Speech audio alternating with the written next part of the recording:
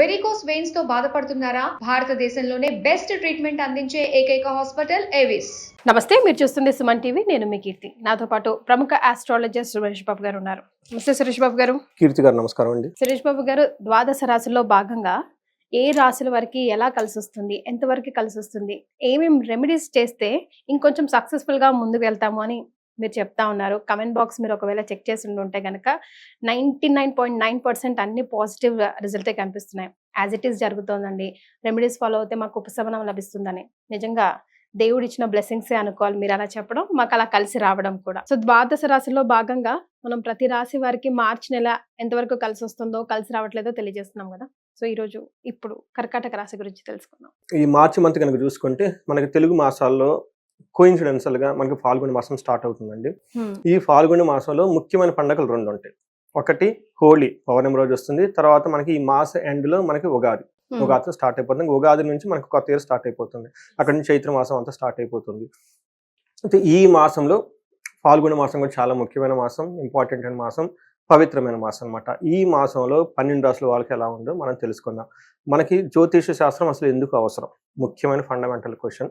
మహర్షులు ఈ జ్ఞానాన్ని మనకి ఇచ్చింది ఎందుకంటే ధర్మార్థ కామ మోక్షాలు కనుక సాధించేటప్పుడు అనుకూలమైన పరిస్థితులు, ప్రతికూలమైన పరిస్థితులు ఉంటాయన్నమాట. మనం ఏమంటారు, చాలా క్లవర్గా ఉండాలి. ఎక్కడైతే మనకు అనుకూలంగా ఉందో అక్కడ మన ఎనర్జీని అంతా ఉపయోగించుకోవాలి. ఎక్కడైతే మనకు ప్రతికూలంగా ఉందో ఆలోచించుకొని 1-2 సార్లు రెమెడీస్ తీసుకొని ముందుకు ప్రికాషన్స్ తీసుకొని వెళ్ళాలండి. సో అలా అయితే ఏమవుతుంది క్వశ్చన్, మనకి లైఫ్ చాలా బ్లిస్ఫుల్ గా హ్యాపీగా ఉండి తక్కువ, మనకి లైఫ్ ఇస్ వెరీ షార్ట్ కదండి. ఎక్కువ సాధించడానికి అవసరం ఉంటుంది. ఎక్కువగా ధర్మము, ఎక్కువగా అర్థము, ఎక్కువగా కామము, ఎక్కువగా మోక్షం. తక్కువ టైంలో అన్ని మనం చేసుకుంటూ వెళ్ళిపోతాం. ఎక్కడైతే ప్రతికూలంగా ఉంటుందో 1,00,000 రూపాయలు సంపాదించడానికి 10 ఏళ్ళు పట్టవచ్చు, అసలు సంపాదించకపోవచ్చు. కరెక్ట్గా కనుక చేసుకుంటే వెరీ ఎవ్రీడే 1,00,000 రావచ్చాము.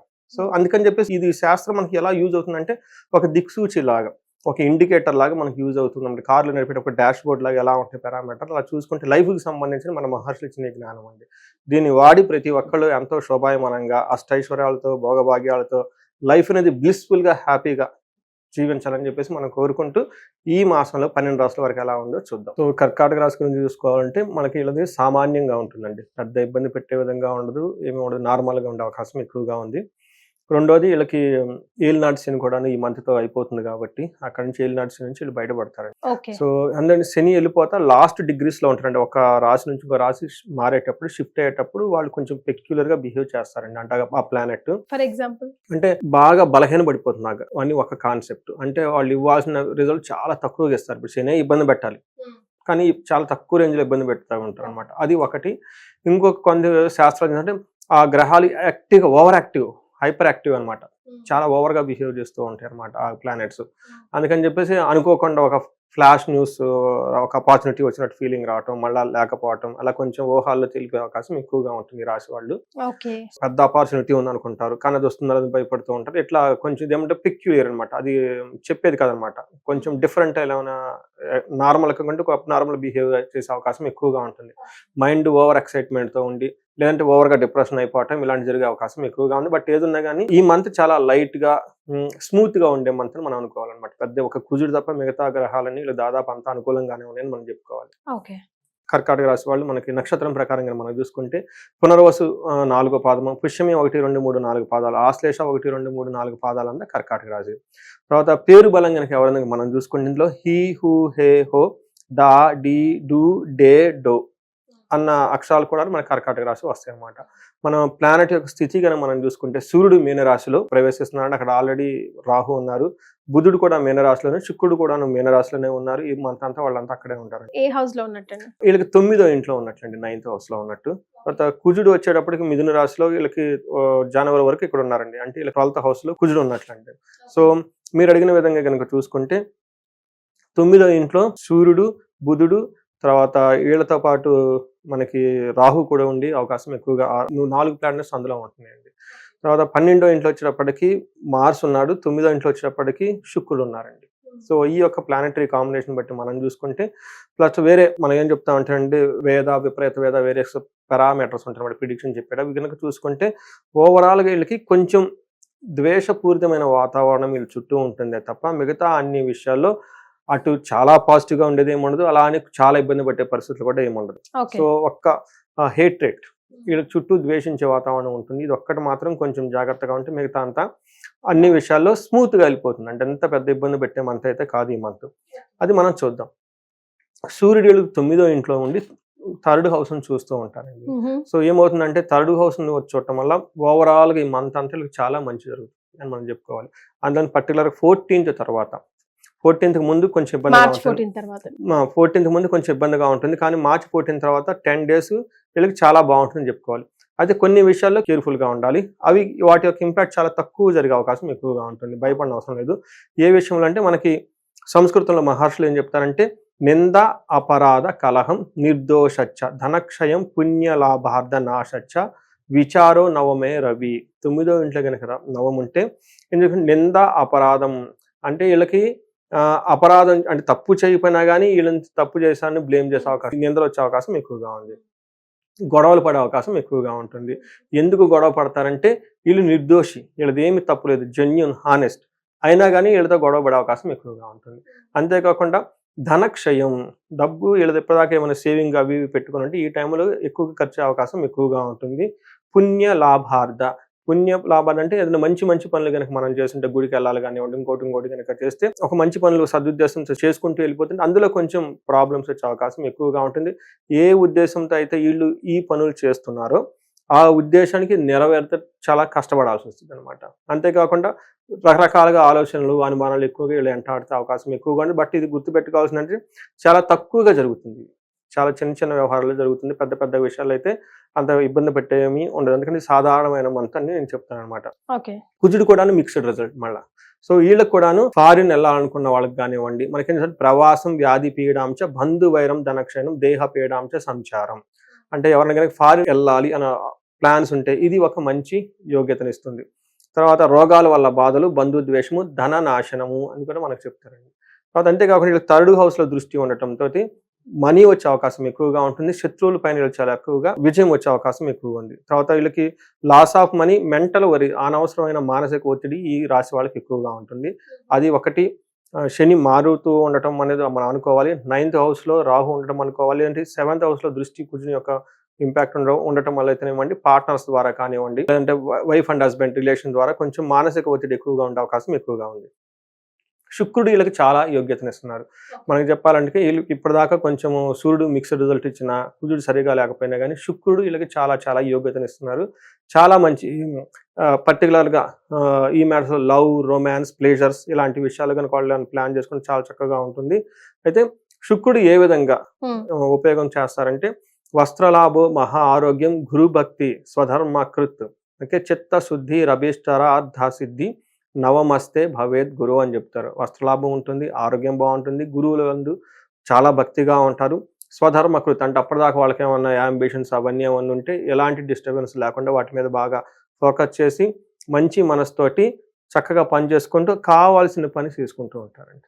సో ఇది చాలా ఇంపార్టెంట్. శుక్రుడు వల్ల చాలా బాగా ఉపయోగం ఉంది. ఓన్లీ వీళ్ళు కుజుడు కొన్ని విషయాల్లో తక్కువగా ఇబ్బంది పెట్టే ఉంది తప్ప మిగతా అంతా చాలా బాగుంది. ఇది ఒక మంచి టైం అని మనం అనుకోవాలి యాక్చువల్గా కర్కాటక రాశి వాళ్ళకి. రైట్. సో మరి నక్షత్రాల ప్రకారం కర్కాటక రాశి వారికి ఎలా ఉంది? వీళ్ళకి 3 నక్షత్రాలు అండి, పునర్వసు, పుష్యమి, ఆశ్లేష. పునర్వసు నక్షత్రం కనుక మనం చూసుకుంటే వీళ్ళకి ఫారిన్ వెళ్ళాలి అనుకునే వాళ్ళకి చాలా బాగుంటుంది. తర్వాత వస్త్రలాభం, షాపింగ్ అవన్నీ చేసి చక్కగా తీసుకునే అవకాశం ఎక్కువగా ఉంది.